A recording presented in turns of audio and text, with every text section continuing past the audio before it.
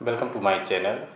Dear friends, आज हम cell में पाए जाने वाले एक बहुत ही इम्पॉर्टेंट सेलुलर ऑर्गेन के विषय में विस्तार से परिचर्चा करेंगे। और ये सेलुलर ऑर्गेन होता है माइटोकॉन्ड्रिया।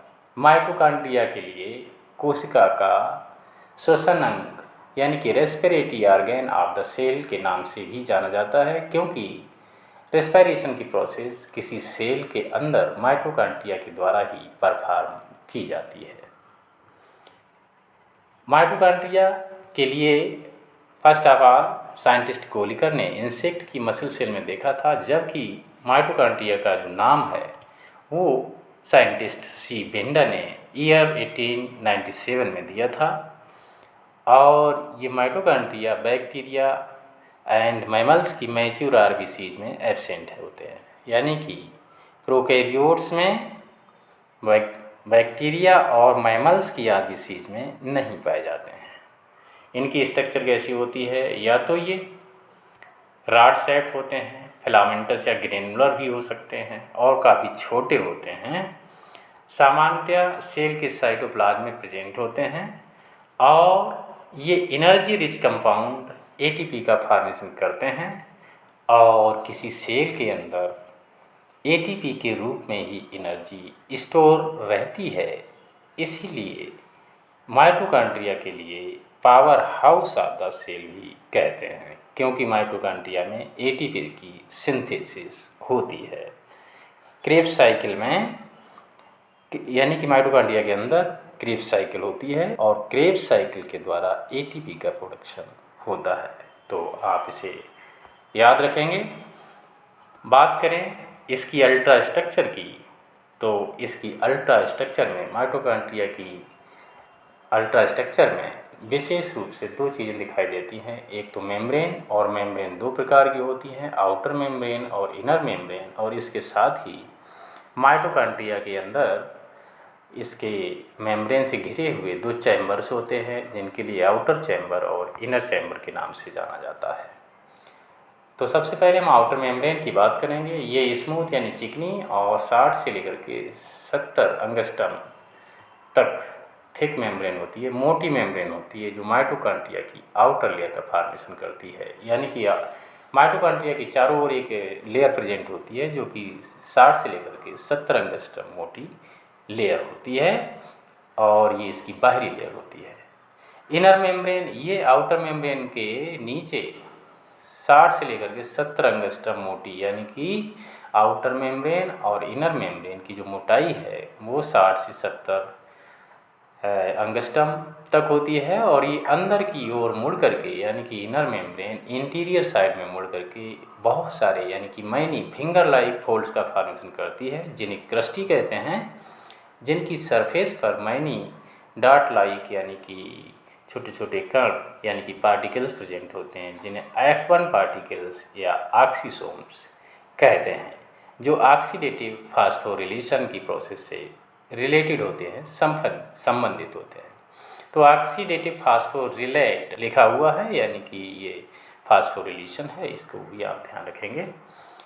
उसके बाद में चैम्बर्स दो प्रकार के होते हैं, आउटर चैम्बर और इनर चैम्बर, यानी कि माइटोकॉन्ड्रियल चैम्बर्स के लिए 2 चैम्बर्स में डिवाइड किया जा सकता है, outer chamber and inner chamber. अब इसमें जो आउटर चैम्बर है माइटोकॉन्ड्रिया की का, तो ये आउटर एंड इनर दोनों मेम्ब्रेन्स के बीच में प्रेजेंट होता है, जिसकी थिकनेस 60 से लेकर के 80 एंगस्ट्रम तक होती है, और इसमें एक फ्लूइड भरा होता है, जिसमें मैनी कोएंजाइम्स प्रेजेंट होते हैं, जो कि क्रेब्स साइकिल और ETS साइकिल जो पाई जाती है माइटोकॉन्ड्रिया में, उससे रिलेटेड होते हैं। दूसरा चैम्बर है इनर चैम्बर। ये माइटोकॉन्ड्रिया के अंदर इनर मेम्ब्रेन के द्वारा कवर्ड कैविटी होती है, यानी कि जो चैम्बर आउटर चैम्बर है वो इनर और आउटर मेम्ब्रेन्स के बीच में प्रेजेंट होता है, जबकि इनर चैम्बर इनर मेम्ब्रेन के द्वारा कवर्ड एक कैविटी होती है, गुहा होती है, जिसमें एक कंडेंस्ड फ्लूइड प्रेजेंट होता है, यानी कि काफ़ी गाढ़ा फ्लूइड पाया जाता है, जिसे मैट्रिक्स कहते हैं। और माइटोकॉन्ड्रियल मैट्रिक्स में कुछ fibres soluble proteins, particles, enzymes भी प्रेजेंट होते हैं। तो इसे आप याद रखेंगे। और अब बात करें माइटोकॉन्ड्रियल एंजाइम्स की, तो mitochondrial enzymes Krebs cycle and etc से रिलेटेड होते हैं, यानी कि इलेक्ट्रॉन ट्रांसपोर्ट सिस्टम जो एक चैन पाई जाती है, यानी कि प्रोसेस पाई जाती है माइटोकॉन्ड्रिया में, उससे संबंधित होते हैं। For example enzymes of inner membrane. अब इसकी इनर मेम्ब्रेन और आउटर मेम्ब्रेन दोनों मेम्ब्रेन के द्वारा कुछ विशेष प्रकार के एंजाइम्स सेक्रीट होते हैं या पाए जाते हैं, जो कि क्रेब्स साइकिल और ईटीएस से रिलेटेड होते हैं। तो इनमें NAD, FAD, DPN, ATP synthetase, succinic dehydrogenases और 4 साइटोक्रोम, यानी कि cytochrome B, cytochrome C, cytochrome A और साइटोक्रोम A3, ये जो है इसकी जो माइटोकॉन्ड्रिया की इनर मेम्ब्रेन है उसके द्वारा निकलने वाले एंजाइम्स हैं, सेक्रीट होने वाले एंजाइम्स हैं, इन्हें आप ध्यान रखेंगे। दूसरा है एंजाइम्स ऑफ आउटर मेम्ब्रेन, जो इसकी आउटर मेम्ब्रेन है माइटोकॉन्ड्रिया की, उसके द्वारा भी कुछ विशेष प्रकार के हार्मोन्स यानी कि एंजाइम्स सेक्रीट होते हैं, जिनमें NADH fatty acid, coenzyme A, ligase, kynurenine, hydroxylases and mono amine oxidases etcetera enzymes प्रमुख हैं। तो ये दोनों प्रकार के जो एंजाइम्स हैं वो या तो क्रेब्स साइकिल या ETS से रिलेटेड होते हैं। जो इनर मेम्ब्रेन द्वारा एंजाइम्स सेक्रीट होते हैं वो विशेष रूप से क्रेब्स साइकिल या TCA साइकिल, यानी कि ट्राई एसिड साइकिल से रिलेटेड होते हैं। तो इसे आप याद रखेंगे।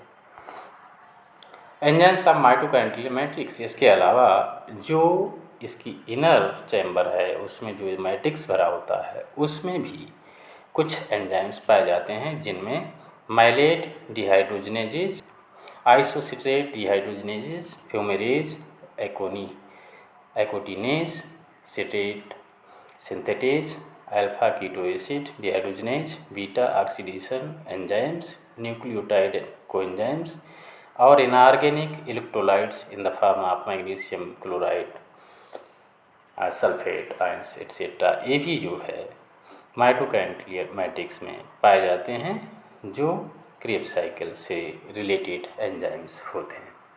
तो आप ये ध्यान रखना है, माइटोकॉन्ड्रिया के द्वारा इसकी इनर मेम्ब्रेन, आउटर मेम्ब्रेन और मैट्रिक्स में विशेष प्रकार के एंजाइम्स पाए जाते हैं, जो क्रेब्स साइकिल और ETS साइकिल से रिलेटेड होते हैं। स्ट्रक्चर की बात करें तो ये स्लीपर लाइक दिख रही है, सिलिंड्रिकल आप कह सकते हैं, इसमें राइबोसोम्स प्रेजेंट होते हैं और इसके साथ ही ये राइबोसोम्स दिखाई दे रहे हैं। ये आपकी मेम्ब्रेन है, ये यहाँ पर ये काट के दिखाया गया है।